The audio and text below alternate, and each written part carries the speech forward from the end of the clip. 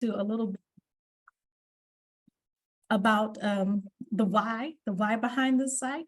We're going to hear from some of the baddest organizers in the nation for some inspiration, and then we are going to close out with next steps, because this is not a one and done website. This is another tool to help all of us grow stronger and build power in this equitable development movement.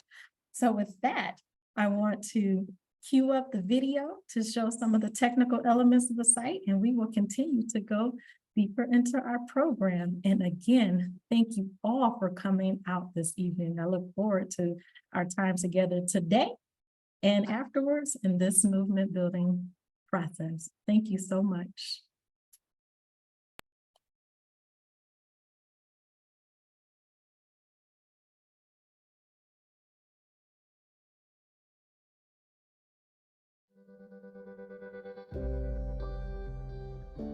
Imagine if real estate projects were guided by the hands of community members who actually live in the communities where they are built. What if those communities could hold developers accountable to higher standards and better outcomes for everyone?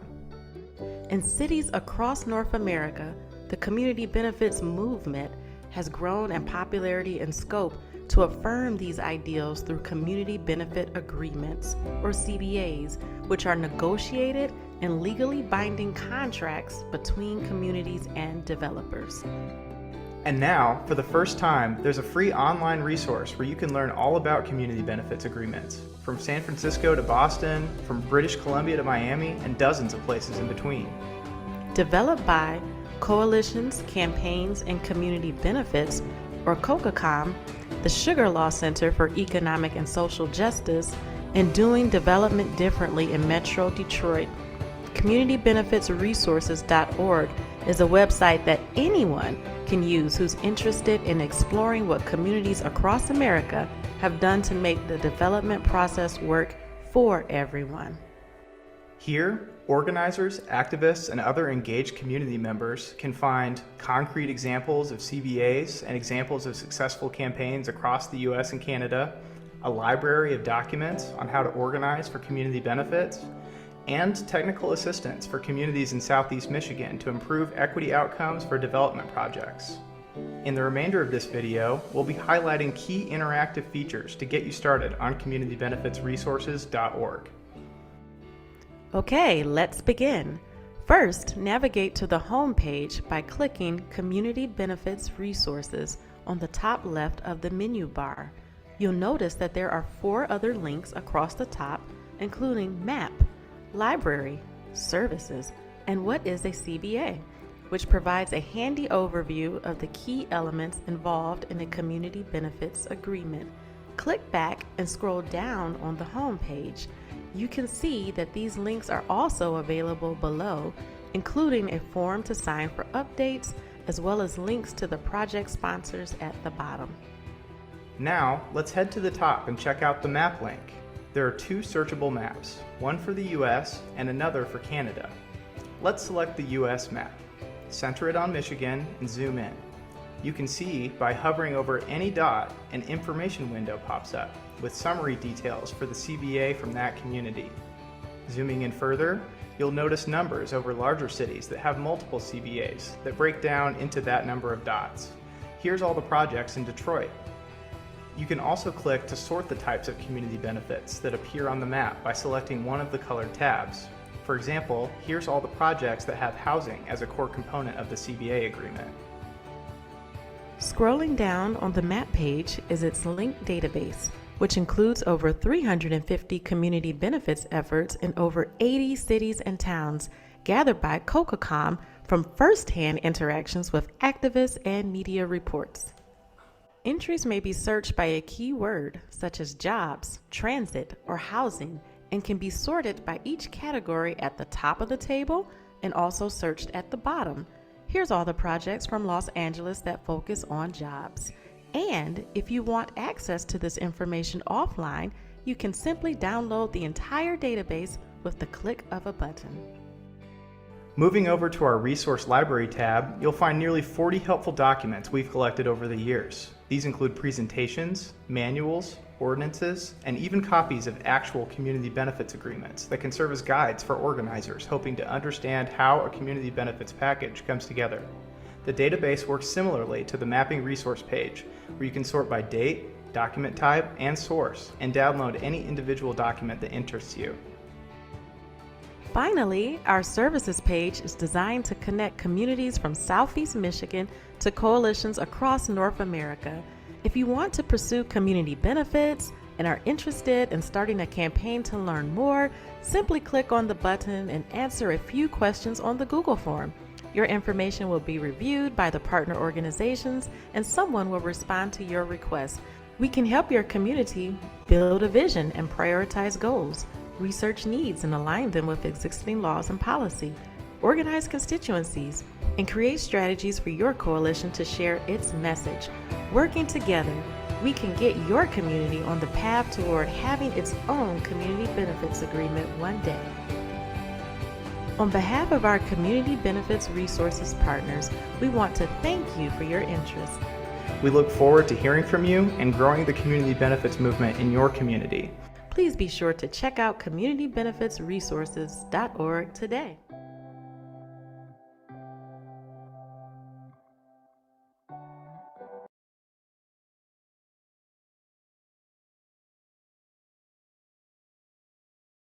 Thank you, Tanya, for sharing that video. A lot of great resources, information, and it's so user-friendly. But now let us welcome the Community Benefits Resource Center team. And a team member from each organization will introduce themselves. So we'll have Tanya from Sugar Law Center. We'll have a representative from Doing Development Differently in Metro Detroit, Sam Butler. I believe we have John from Coalitions, Campaigns, and Community Benefits, and a representative from Hector Design. So why don't you go ahead and introduce yourselves and your organizations? Thank you so much again, Ruth. Well, again, Tanya Myers-Phillips on behalf of the Sugar Law Center. Just want to take a few minutes to introduce the Sugar Law Center to those who may not know us just yet. The Sugar Law Center, we are a nonprofit law firm, and we are based in the city of Detroit, but we do work that is of national, state, and local and national importance. We have been advocating and fighting for justice for 32 years now. Our primary focus areas are civil rights, constitutional rights, workers' rights, economic justice initiatives, and advocating for increased transparency and accountability in our democracy. So we're honored to be a part of this team and partner, and hopefully look forward to more partnership conversations with you as we go forward. So thank you on behalf of Sugar Law Center for Economic and Social Justice. Hey everyone, my name is Sam Butler. Thank you again for being here today. And I am with Doing Development Differently in Metro Detroit. You can call us D4. We know it's a really long name.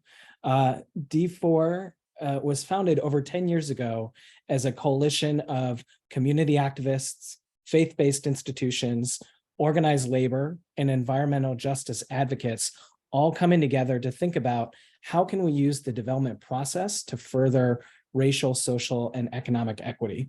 So we love working with our friends at COCOCOM and Sugar Law to further community benefits policy, the community benefits movement writ large, and as well as community benefits agreements. So happy to be here. Hey everybody, my name is John Goldstein. I have been working with many of you through coalitions, campaigns, and community benefits. Shortly after CBAs were first negotiated in California, I was hired at the Partnership for Working Families as the first national organizer, and I helped build a national network of permanent coalitions that won community benefits in cities like Denver, Seattle, New Haven, Pittsburgh, and Atlanta. Since moving to Newark 12 years ago, I've worked with local coalitions on mitigating the impacts of the seaports, and also with Homes for All Newark, addressing the issues of displacement and gentrification, which I know you're all facing in every city across the country.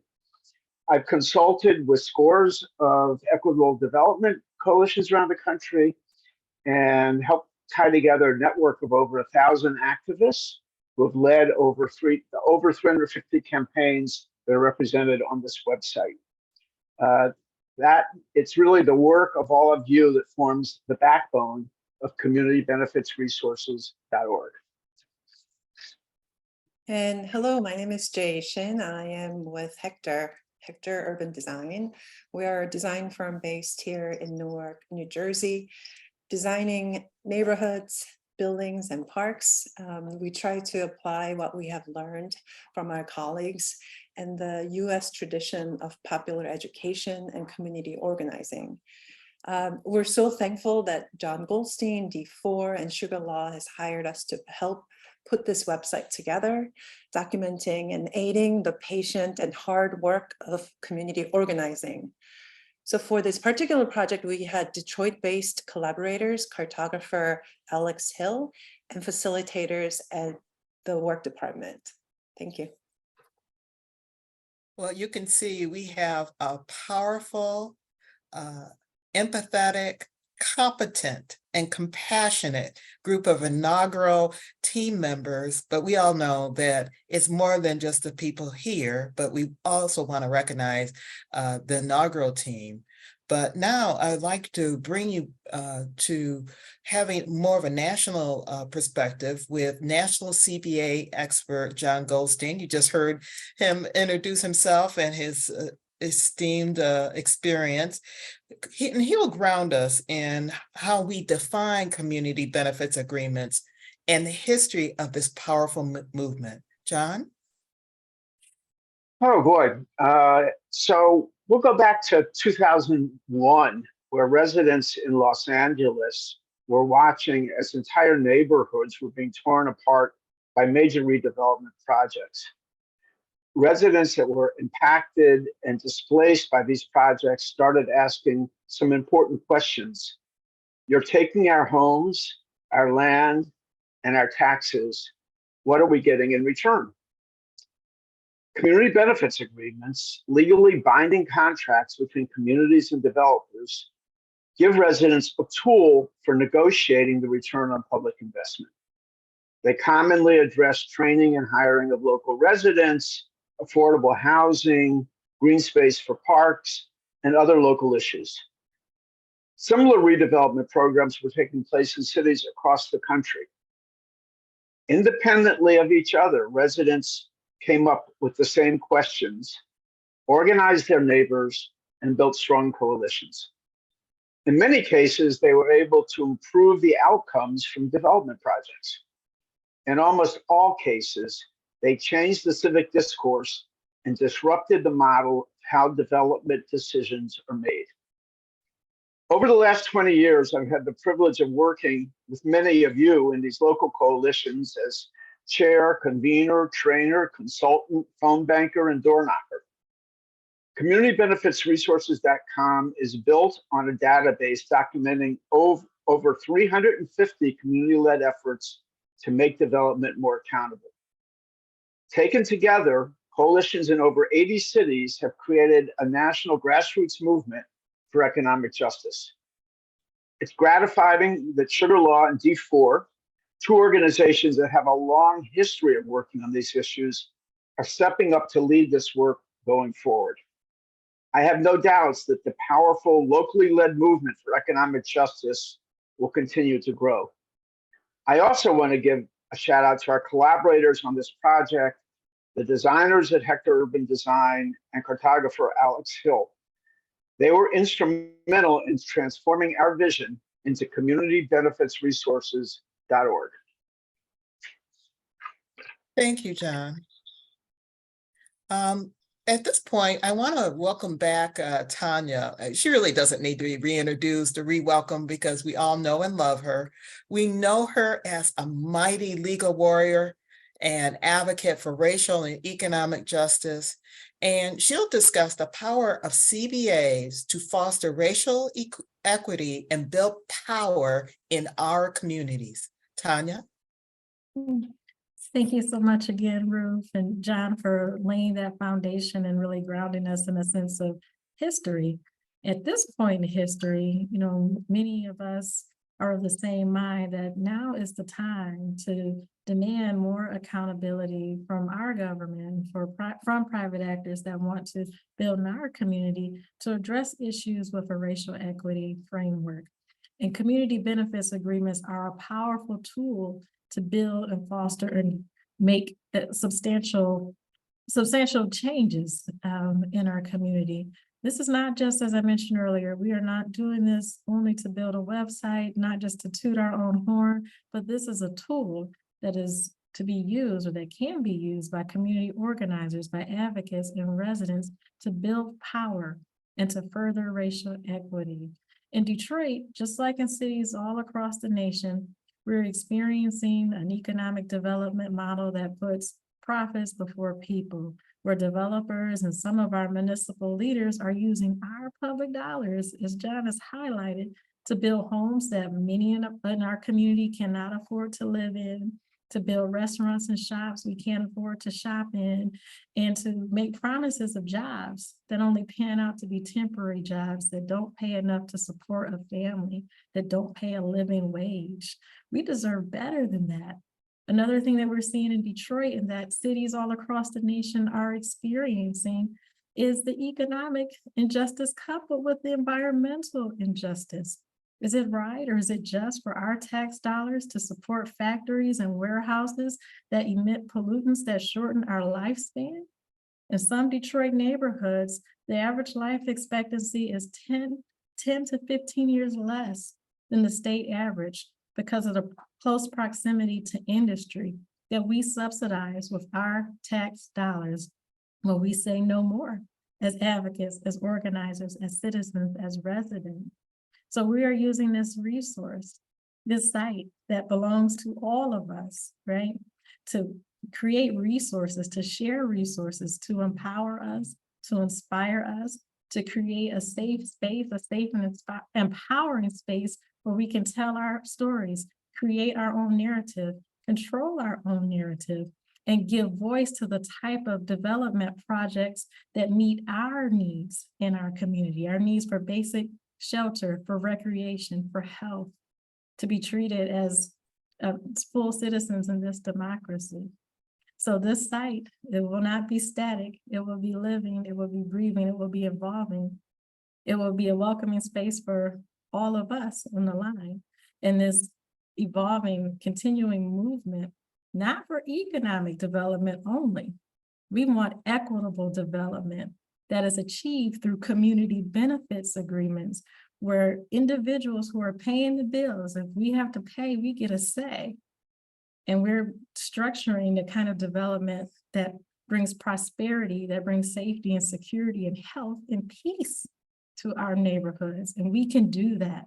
So working and learning and sharing together, we will do that, right? And we can build a society, we can have our neighborhoods really be one where we can say racial equity is present, where policies and economic policies are just, and where our community members, we just don't live here and pay the bills. We are empowered and we have voice. So I wanted to just share a little bit more about the why, the vision, where we're going, and how this tool is a tool to build power in Black and Brown communities, to further racial equity, and to hold our democratic institutions accountable for how our public resources are being used and distributed. So with that, I want to tag in my good friend Sam again to share more. Thanks, Tanya.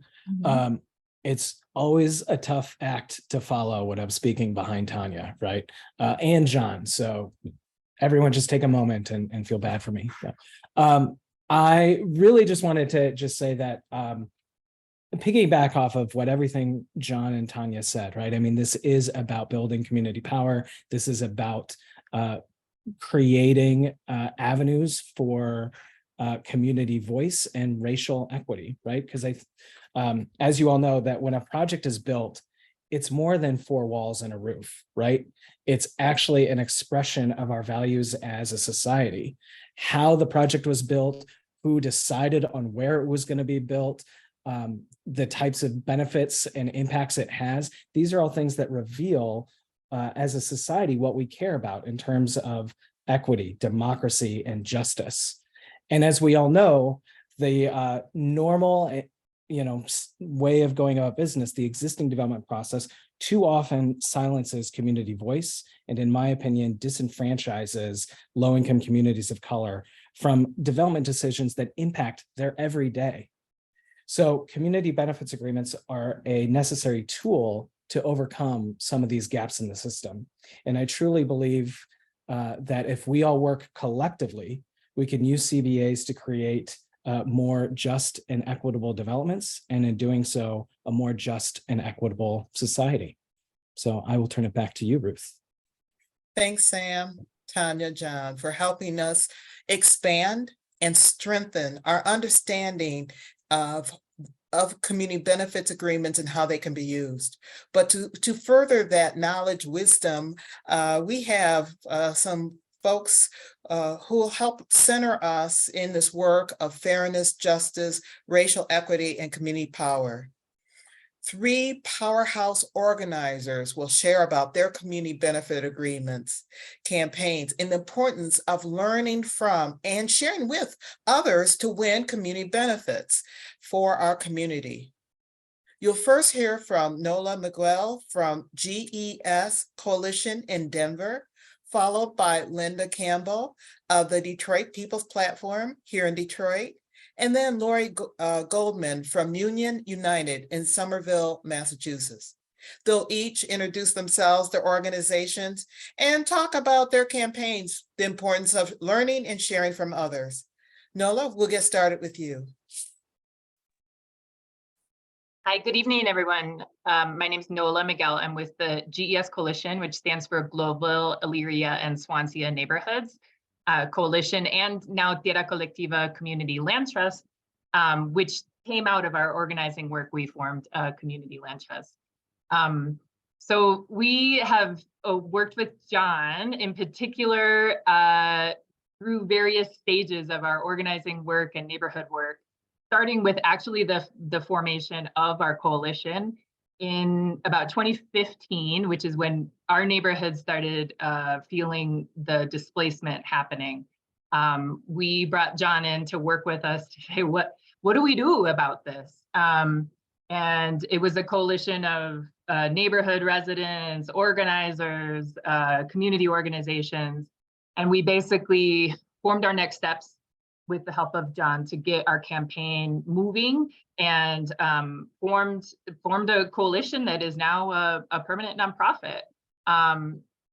When we started with, well, we need to do some organizing around housing. We need to form an organizing committee, and we need to do a door-to-door survey to understand better how displacement is really showing itself in our community. And that is data that we still use from that survey because it was so important right at that point in time. Then we brought John in again when we were at a particular point with a new development in our community. And it's an affordable community. It was,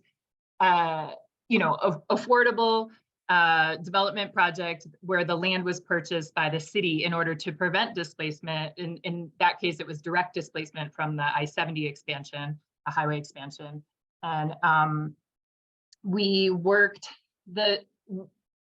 pretty upset because they were using the 60% AMI, and the average AMI in our neighborhoods is 40% AMI. And to address displacement, we really wanted 30% AMI units in particular. So we negotiated at that point with the support of John to figure out what type of agreement could we work on. That actually ended up having almost a third, 30% AMI units. We also got the businesses in that development to have fresh food access and have preference for local businesses, which has panned out.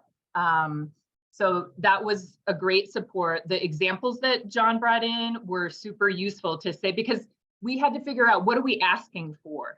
What can we ask for, and having that template for the CBA itself, the document itself, but also just these other examples of this is what other communities did. This is what they were able to win. That's what helped us form our foundational template that then got us the CBA. Since then, we've worked on other additional CBAs, some not so successful and some very successful. One, we ended up, the developer, we just didn't have much leverage. The developer, we ended up getting, I think, $5,000 for an anti-displacement fund. The next one, we had a lot of leverage because they wanted TIF funding, and we got $4.5 million for our community land trust and $2 million for anti-displacement efforts, $10,000 for youth programs annually, additional trees planted annually. So a bunch of different stuff in that one. And that was also fit with the evolution that our organization had in that we had a community land trust in place at that point and could provide or get a benefit to move forward the land trust itself.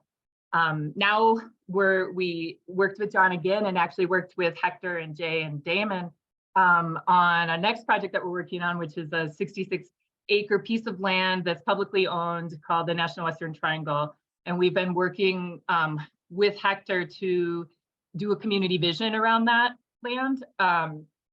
We're really excited. We're just about to release that community vision plan. So, different part of the process, but I think overall, our community was sick of hearing commitments, hearing promises, and never have those promises kept. And the community land trust, community benefits agreement was where we were able to hold them accountable. And the community land trust is where we were able to do long-term stewardship. But so we've really been blessed with all the support that we've gotten, and we're excited also to share back, lessons that we've learned throughout our processes, and we're definitely going to be continuing to tap into these technical experts and ideas from other communities. Thank you.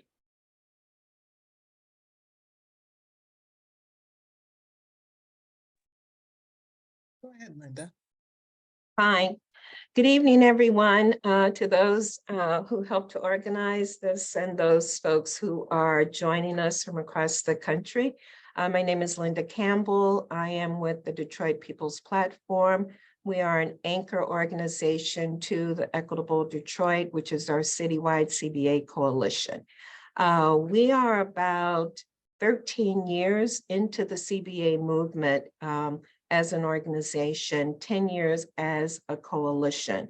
Our CBA work grew out of, as typically is the case, the threat of the use of public monies for a large-scale transit project that was coming through one of the neighborhoods where Detroit People's Platform had been organizing for about 3 or 4 years, anchored in a local food pantry.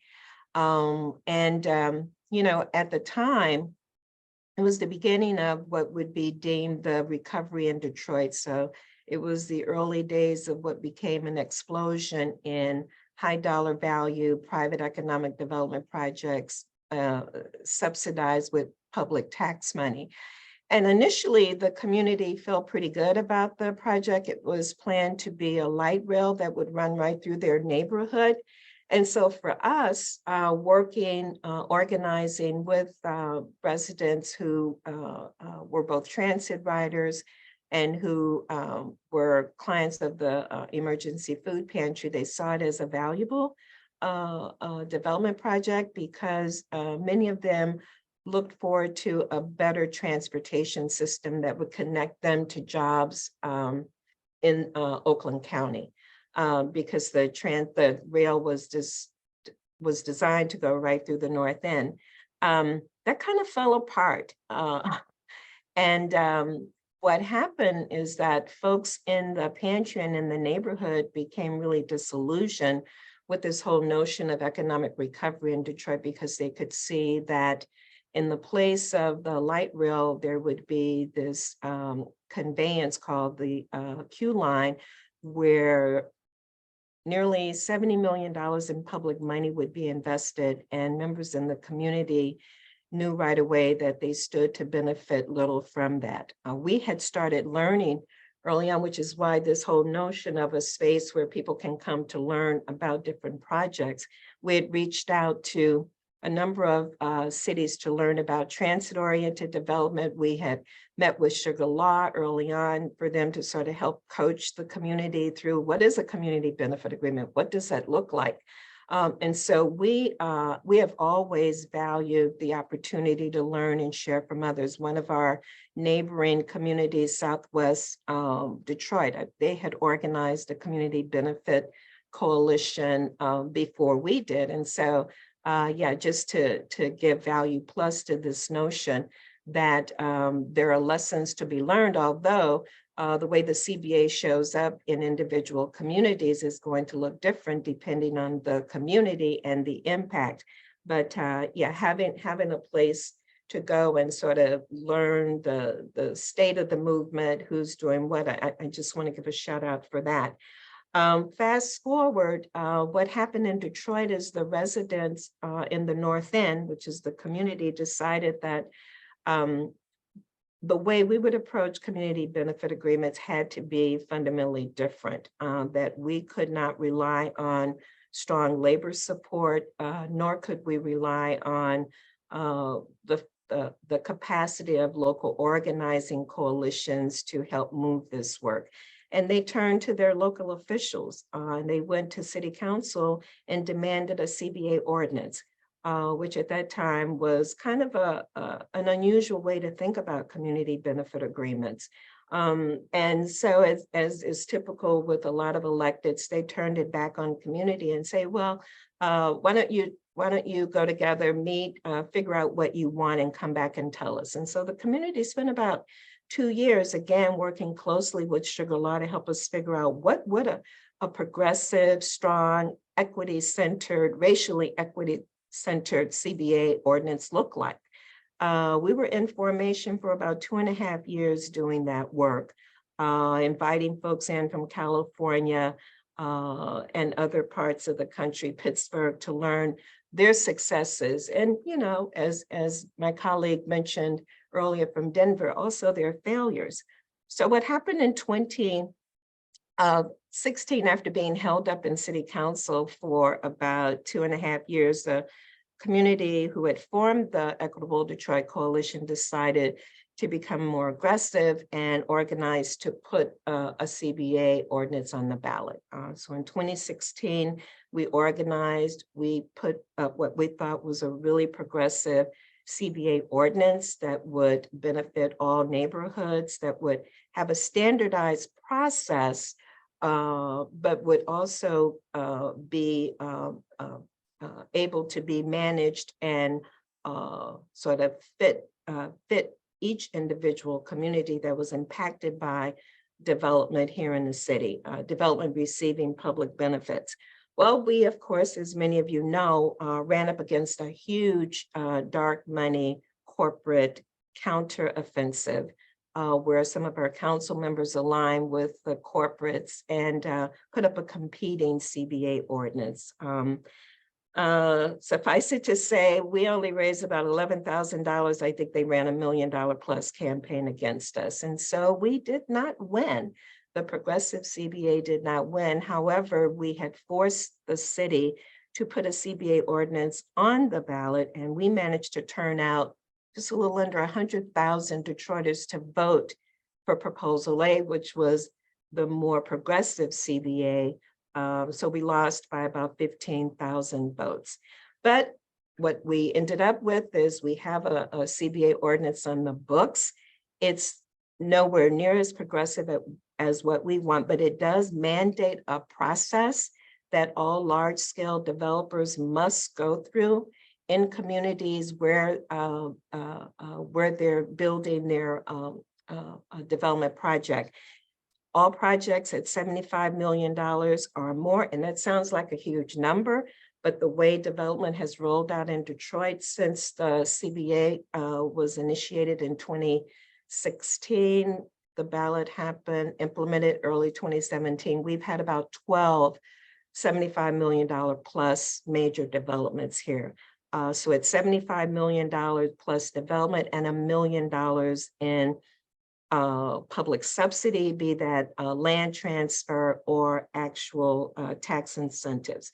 There's a formation that allows the city to appoint members to a neighborhood advisory council. The presence of actual impacted residences is pretty small. It's 2 out of 9. However, what we've been doing over the past several years since the inception is we organize in those neighborhoods. It's an opportunity to organize, build power, put pressure on the neighborhood advisory council, many who are appointed by politicians and the corporations to render a more effective negotiations between the residents and those who are impacted. So we've managed to get one amendment to the CBA, and we continue to organize. The coalition meets monthly. As I said, we're available to work with our colleagues across the city wherever there is a large-scale development project, or if someone invites us in for a smaller scale project, we do a variety of trainings, and we've managed to work with Neighborhood Advisory Council, who one benefits like contribution to our Housing Trust Fund, donation over the next 10 years, community fund to support small nonprofits in one of the impacted neighborhoods, a revised supplemental environmental plan when we took on Stellantis and their violation of some pretty important environmental laws. So I'll stop there. I hope we have an opportunity for further questioning, but again, just want to reiterate that, you know, we're part of this movement. We've learned much from others across the country. We've had to do it a little differently here in Detroit because there is such an emphasis on development. And for us, it's really been a struggle of, Sam mentioned earlier, building community power. Thanks for that, Linda. We'll turn now to Lori. Hi, everyone. It was so great to hear from Nola and Linda. Quite a lot of what they shared resonates with our experience in Somerville, Massachusetts. I'm one of the founding members of the Union United Coalition, which is a coalition of hundreds of residents and labor unions and faith-based organizations and local businesses that were part of launching what became a successful community benefits agreement signed after 5.5 years of organizing work in December of 2019. The CBA is focused on Union Square, the kind of a potential commercial hub of the working class immigrant-based city that has long been suffering from the pressures of gentrification. And the development around the extension of our Green Line subway station promised a way to realize our strategic plan to bring in much needed commercial development for a tax base to provide the services we need, and also for jobs that we were really lacking in the city. We as people who were concerned about displacement also saw the threat of just letting the development occur without galvanizing people to ensure that community members could benefit from this new development. And so what I'd like to share with you is a little bit about what we won. We won $20 million in the long term, about 20, 30 years to realize that 20 million. And in the shorter term, $3.6 million dedicated to much needed affordable housing, job creation, job training, job readiness work, small business development, green and open space, sustainable building practices, and a few other things. And I wanted to share 2 key lessons about this effort that I think will have significance to others who are thinking about pursuing community benefits agreements. And both of these lessons are really grounded in what Nola and Linda touched on, which is that all of this community benefits work really requires a lot of ongoing learning and a lot of community organizing. So the first lesson that we learned is that although a community benefits agreement is an agreement between a body that represents the community and the developer, we learned that the city plays a big role in the process, and it played a big role in our process, even though we weren't talking about the city giving tax benefits to the developers. It was really allowing the transfer of land that was purchased. But it took us 2.5 years of organizing before the city was willing to embrace the idea of a community group negotiating directly with the master developer. And that happened with a big work of community organizing, and John was helpful in a hearing that we commanded to educate the city council about what a community benefits agreement is and why it's important to have that in addition to what a city would negotiate directly with the developer. So that did happen, but what happened is that there was also a covenant forged with the city and the master developer that curtailed what we were able to do as a community in our community benefits agreement. It influenced who would represent the community. It wasn't us, although the elected body that came to represent the community in the negotiations did win a lot of equity-minded people on the board, thanks to organizing. And it also curtailed the amount of money the developer would designate to community benefits over the life cycle of the development. So that's the first lesson that I wanted to share with you. And the second lesson I wanted to share with you is that a lot of our wins happen because of concurrent citywide organizing. And I'll just give you a couple of examples. One is that during that same time of that 5.5 year span of organizing and concurrent with the negotiations with the master developer, we staged a successful campaign to increase inclusionary zoning from 12.5% of new units and new developments to 20%. And that became the baseline for the negotiation of the CBA. And so we ultimately won close to 30% as opposed to just 20%. We also, that was also on top of work that we did, also concurrent organizing to increase the linkage fee that the developers need to pay for square footage development over 30,000 square feet from $15.15 to $10 per square foot. So that was also a concurrent organizing campaign that was really important.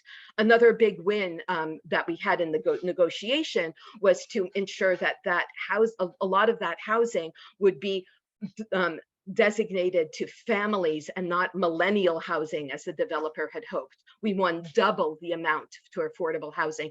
And also, like all of the benefits we won, that would happen in the first phase of development and not after so many of us would be displaced. Another example of that was in working for a first ever jobs linkage fee that created a jobs trust fund. And so the wins that we got of $2 million allocated for training and job readiness was over and above a new linkage fee tied to development that the developer sanctioned. And we had similar kinds of concurrent organizing in the labor sphere as well. So I wanted to share those wins. I'm happy to talk about them more with folks, but that idea that the working for the CBA is part of our toolkit, and we need more tools in our toolkit around organizing to anchor the negotiation of the CBA. I also wanted to say in conclusion that in addition to those gains that we had, and they're still happening as the projects are implemented, we also learned that the work of mobilizing to pursue the community benefits agreement and the concurrent organizing also has the potential for mobilizing people for other work moving forward. And our neighborhood council that has been negotiating and monitoring the CBA I just mentioned has already signed 2 additional CBAs and is working actively on some other CBAs in our area, and others are doing similar kind of work throughout our city. And they're bringing in some of the lessons that we learned in the long process, 2.5 years of negotiating, that it's a really good idea for the terms to include commitments to the inputs as well as commitments to pursuing the outputs. So for example, we're winning commitments to funding positions that are about helping move the jobs agenda forward, positions to help with commitments to local and minority owned businesses, and money allocated for our newly established community land trust, and money and space allocated for the arts, and a commitment to working with the city on not only having community space in the jurisdiction of the CBA, but to working with city and other community actors on establishing a larger scale community space and community center that the city very much needs. So really the lessons that Nola and Linda mentioned, it takes a lot of learning and visioning together within the community, across coalition, and with various other actors within the city to make this happen. And we also need community organizing and staffing for community organizing, which is funds that are hard to come by, and we need to get creative about how to do that. So happy to answer questions if we have time. Thank you, thank you, thank you. All 3 of you did a great job of sharing, you know, the wins, the things that weren't quite wins, the power, the organizing. Let us show some love, and just you can use the reaction button at the bottom of your screen, or if you're old school, you can just clap or do a thumbs up or a heart sign, whatever you want to do. Let's just show some love for these amazing organizers and advocates. Now we'd like to, you know, continue the excitement, continue the power by talking about next steps. So Sam, Tanya, and John will come back and share with us some of ways that we can support amazing work like this. Yeah, thanks, Ruth. You know, I mean, I think a theme we have heard over and over again is that it really takes all of us to move this movement forward. And if you're on this call, we view you as part of the movement. And so we want to hear from you. We want to connect with you. Some ways that you can connect with us: on the website, there is a contact us form. And so if you sign up there, you'll be signing up for our e-blasts. So you'll be able to like stay, you know, keep up to date with all the latest and greatest of the website. And if you came in late and didn't see the video, please check out the video at the top of the website that will, you know, explain more about how to use the website. And then also, as I think Tanya mentioned earlier, you know, if you are looking at a large scale development, or if you just want to learn more about this process, if you are looking to organize a coalition in your own community, please reach out to us. There is a request for assistance form on the website. So we love to hear from you, and we look forward to connecting. And I think I'm passing it off to Tanya at this point. Yes, thank you, Sam. So we are here for you as our community members all across the nation. Certainly another aspect of how you can continue to be involved is sharing content. Message and narrative is power, knowledge is power.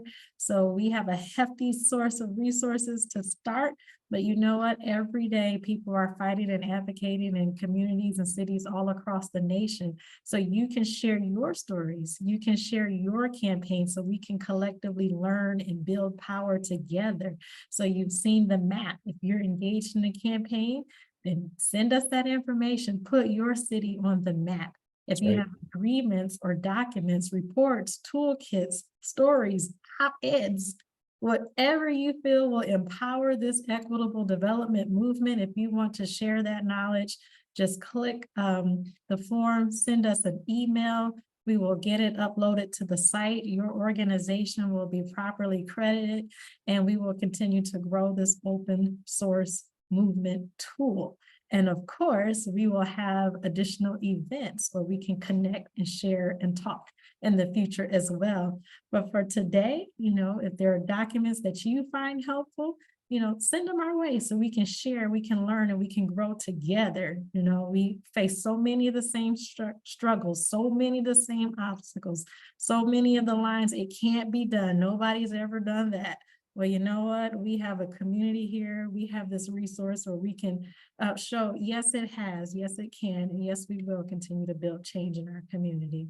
So please reach out to us and we will upload your resources. This is a site for all of us, and we will be honored to just be a part of, just be a tool where you can share information with the larger community benefits community.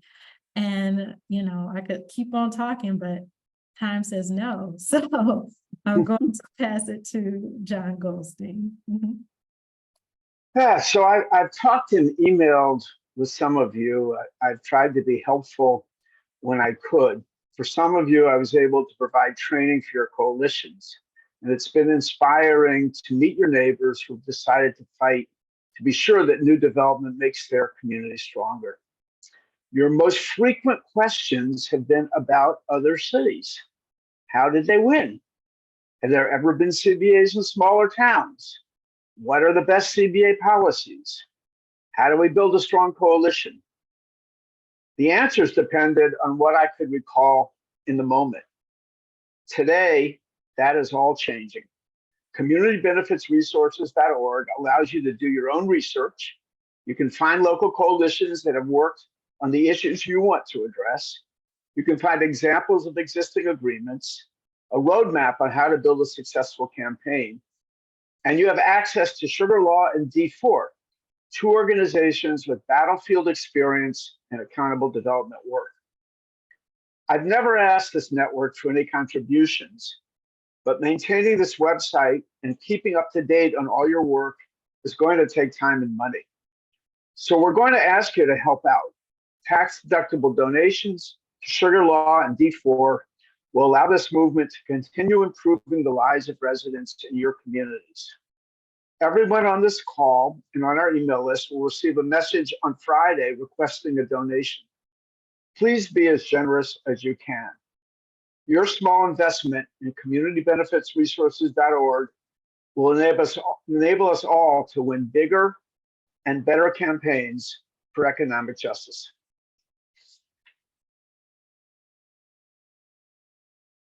And thank you. We are at, let's do a time check, 7:01. Are we going to take questions, or do we want to put them in the chat and maybe take a couple of them, but then also know what other questions people have that can guide us going forward? But just know we are providing a resource, but each of us are a resource. How would we want to handle it in terms of Q&A? I guess we can take a few questions. So who has the first question, Jacob? Let me see. We didn't have any question. We had one person ask in the chat about if this session would be shared. And so that we have recorded the webinar and it will be shared accordingly with everyone as soon as it's all edited and ready to go. I didn't see any other questions. So if anyone wants to raise their hand at this point, it looks like Nancy's raising her physical hand right now. Go ahead, Nancy. Don't worry about that little electronic thing. Just use your real hand. Go I ahead wanted to and know, unmute yourself. can you hear me now? Yes. I wanted to know if that ordinance that got passed after 5 years or 2 years, I couldn't remember which place it was, but is that ordinance on the website, or can we get copies of that ordinance? So we can see what it's like and see if we can do something like that in Newark. Everybody's nodding. So Go ahead. It's Tanya and Sam I assume, Nancy, you're talking about the CBA ordinance in Detroit. Yeah, I guess so, yeah. Okay, I Tanya, think Sam, so. did you guys put a copy of the ordinance on? I don't recall. yes, that should be in the database. Yes, so Okay. you should be able to download that from the website. It is also on the City of Detroit's website City of as well. Detroit's website. Okay, And we great. can, All right. And we'd love to support you in New York. Mhm. Yeah, thanks for your question, Nancy. If you decide to pursue it, definitely reach out to us, and we'd be happy to support. Yeah. Any other questions from our attendees? Okay. So Phyllis, it looks like has a question. Do we have a separate list, or can it be pulled out from the site with only the ordinance? So can you clarify your question, Phyllis? Yeah, forgive me. Hi, I'm Phyllis with the Network for Public Health Law. April Shaw is also on this call with me. So I'm wondering if you're able to pull out just the ordinances versus the CBAs from this site and separate. So our website does have a feature where you can search. And so if you typed in ordinance, I think that would probably give you a short list of results that would have at least mostly the ordinances, or at least campaigns where an ordinance was discussed. Thank you. Does that sound about right to our website people? Got a lot of nods. I think we have another question real quick from Arlene Martinez. and just to follow up on that, Jacob. So if you go to the library, and you'll see the database of resources, document type is one of the filters, and municipal ordinance or policy is one of the categories. So you can search using that as well. Oh, that's great, Sam. And if there's anything that, a question that's not answered on the website, just shoot us an email. We'll get back to you. If we've got time for at least one more question, I see Arlene Martinez has raised her hand as well. So if you want to come off mute, Arlene. Yeah, hi, thanks for this. And this is incredible. It really is wonderful. I'm with Good Jobs First. We work a lot around CBAs and subsidies that are given to developers. I'm working with a group right now, and I'm just curious, and maybe this isn't the appropriate forum, but wondering how far along a project can be before it's too late to do a CBA. Like went through one, city council, but it still has to go through local coastal planning commission, several other bodies. And I'm just wondering if there's like an endpoint.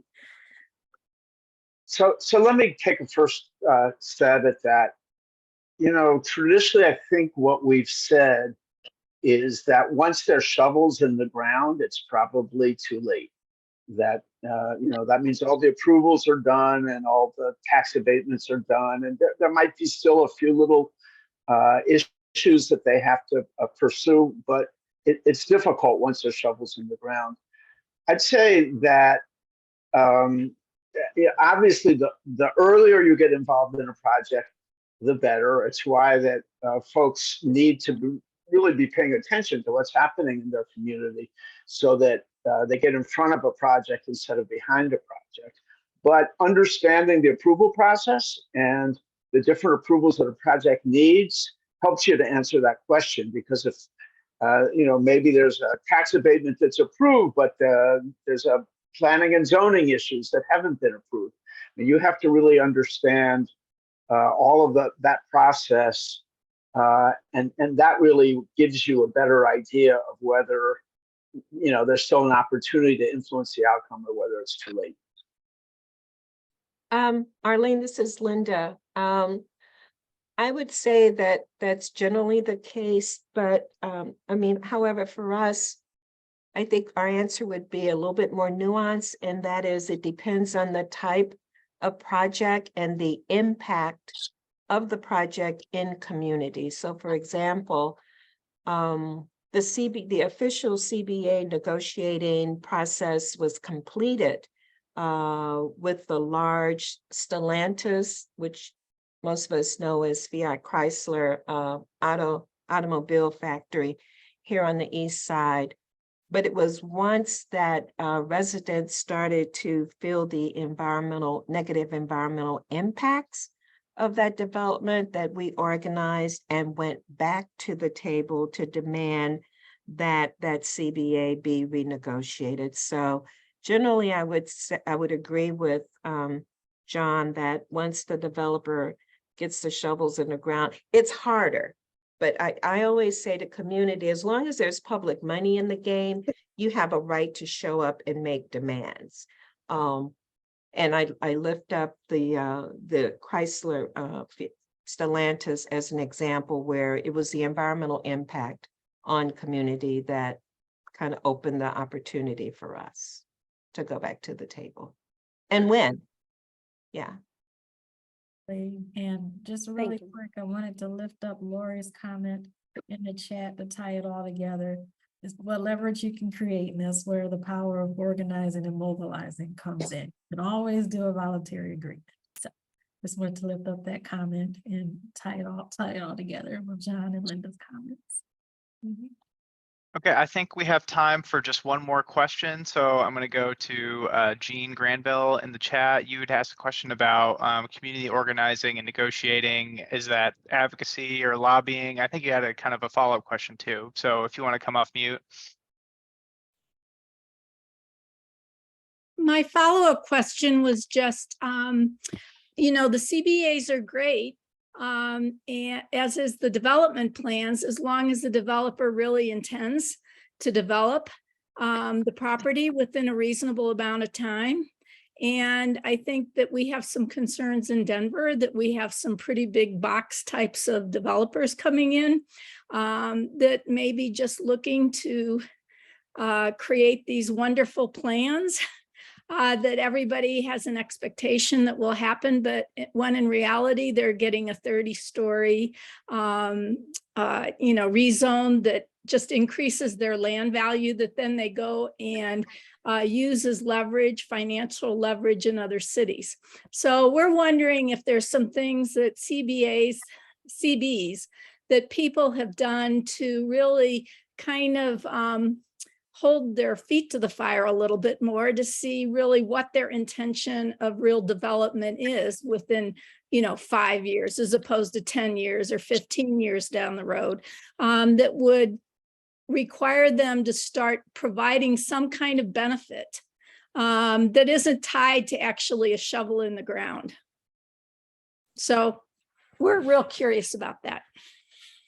What, Jean, I would just say I'm really curious about that situation because that's fascinating to me. And I have so many questions for you that I would love to connect even offline and learn more. Like, so for instance, when they go through rezoning, do they need community support through that rezoning process? Yes. Right. So Yes. there has to be some sort of community input. So therein lies like a leverage point that you can negotiate around. And, one of the things you could ask for is like hard commitments about development or